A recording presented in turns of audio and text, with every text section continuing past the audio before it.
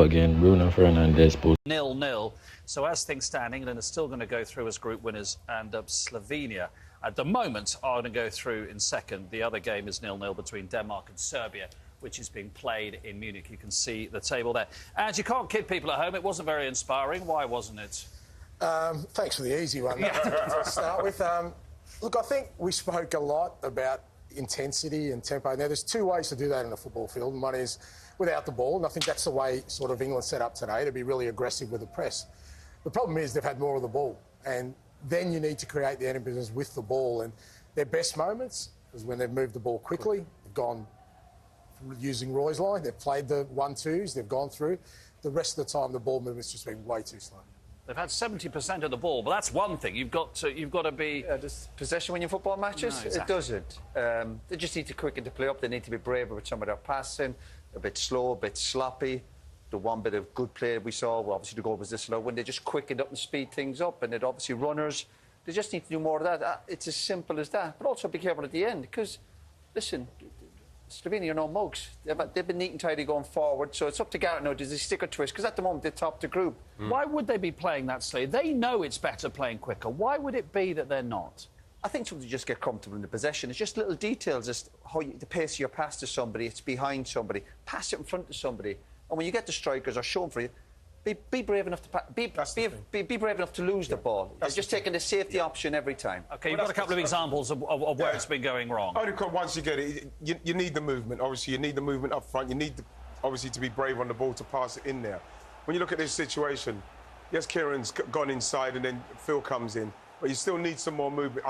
Maybe that ball could have gone into Jude there. You know, you've got Connor trying to make a move, and then once it comes back here, you know, Harry, come across quicker.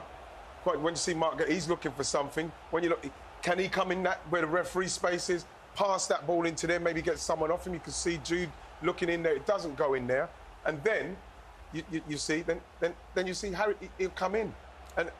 But sometimes the man in possession of the ball can dictate that. No, Righty, can we make the point? There's not enough movement. But sometimes if you're in possession, you play the ball, you try and make somebody run. And next time what happens goes, listen, I need a runner. You need runners. You force it for a man on the ball. And Garrett must be frustrated. Yeah. But what we're watching there is just a collection of single passes. Each player gets it and then works out what they're going to do next. There's no real sort of inbuilt patterns that they really do it, to be fair, off the cuff. So that they know what they're going to do before they get it. International football, sometimes that can happen through familiarity, but you just need, obviously, to work on that. And we look really basic.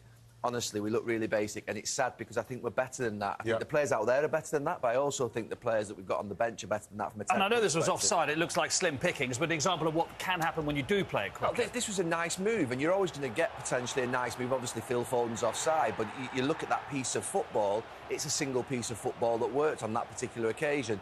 Good pass from Declan Rice. It's not the easiest pass in the world to get the weight of that right as it's been fizzed into him.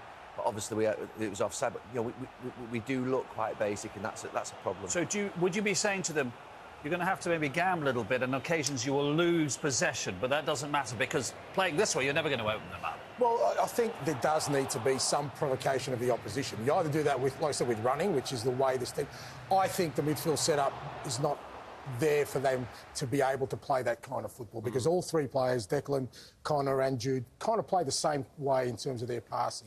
You need somebody creative in there who's prepared maybe to gamble in one sense, but also has the vision and the clarity of thought to say, well, before I receive this ball, it's going forward. And then that provokes movement from guys further up.